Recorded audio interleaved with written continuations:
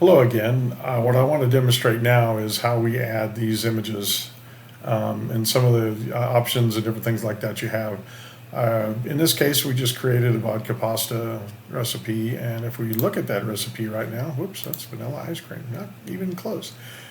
If we look at the vodka pasta sauce, you see we have a nice recipe for that, but of course we don't have a photograph, so we have a placeholder. So what let's do is let's come down to pasta sauce and let's add an image. Now this is our image generation panel. The first thing we need to do is build a prompt for the image generator. So let's decide what angle we would like, with a top down, side view, 3/4 view, other angles. In this case, I'm going to do a thing called environmental focus, which kind of gives us the kind of the room. In this case, we'll want the whole recipe, and let's put it in. Since we have it's a rather large recipe with pasta and everything, let's put it on a platter. Now the style we can choose, like casual, modern minimalist, just however you like. Let's go family, and let's select the home dining room for this. Okay. Now we have a variety of image models, things like photorealistic, three-dimensional, different things like that. And your results can vary. I mean, you have some line art. None of these has to be an actual photograph, to be honest with you. It's up to you how you want to illustrate your recipes, and you have plenty of different things that you can try out with yours. One thing I did find out is that for some reason 3D model actually generally looks pretty good. So anyway, let's go ahead and generate the prompt. All right, now if we read the prompt, and I encourage everybody to read their prompts carefully. This is an image of vodka pasta sauce with a wide environmental view, and basically it goes into some detail explaining how we'd like it to look. All right, now the one thing that you have to do when you have a vodka pasta like this is, let's say, over penny pasta. All right, because I don't want just an image of the sauce. I actually want to see the whole dish. Okay. Now, so you can edit this and add different things that you like to the prompt in order to get more of an image or scene that you want. The prompts are moderated, so you're not able to add anything that would be in violation of the terms of service. If you try to do so, then it'll certainly warn you.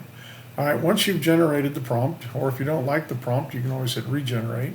We scroll down to this part, and we actually have the image generation panel itself. Now, first of all, we have a thing called an imagination setting. With imagination setting, what can happen is you can tell it to let it be free, and basically it takes kind of a loose version of your prompt. You cross your fingers and you hope you get, but sometimes you can get some interesting things.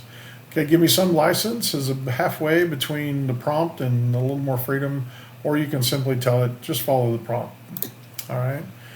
We do have two image models. We might be able to see the difference between the two. I'm going to use the standard model first. The Ultra image model is currently only available to second tier users, master chefs. But let's go ahead and do standard and then generate the image. The image generation with this model is fairly fast.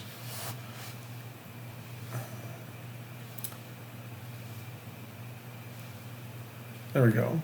And that is actually a fairly decent representation. It's more of a arrabbiata sauce because it's red, but let's go back up here and let's say the entire consistence featuring creamy and visible specks of Parmesan cheese are displayed. Let's see, let's put in here creamy light. Let's add a little bit orange sauce, because pasta sauce is definitely creamy and orange. So let's come back down and just tell it to generate the image again.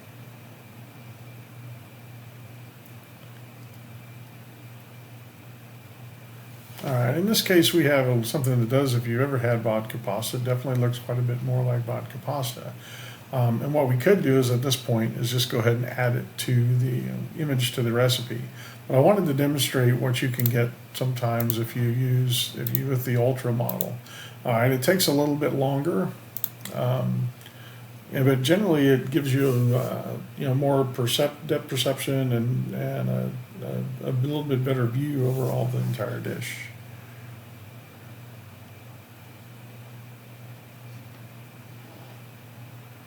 it definitely takes a little bit longer in order to generate images with this particular model.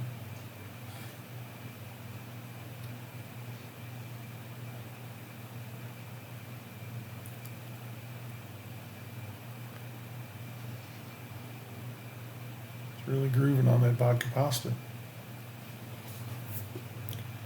There we go. All right, as you can see, we have a little bit better place settings. And actually, having made this dish a lot, this actually is a very similar representation to how it looks. At that point, we can add it to the recipe.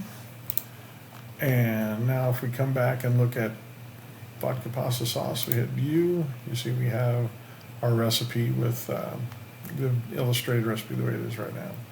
So that's how our image generation setup works. It's a nice thing to play around with, and you can really add some really beautiful images to your recipes.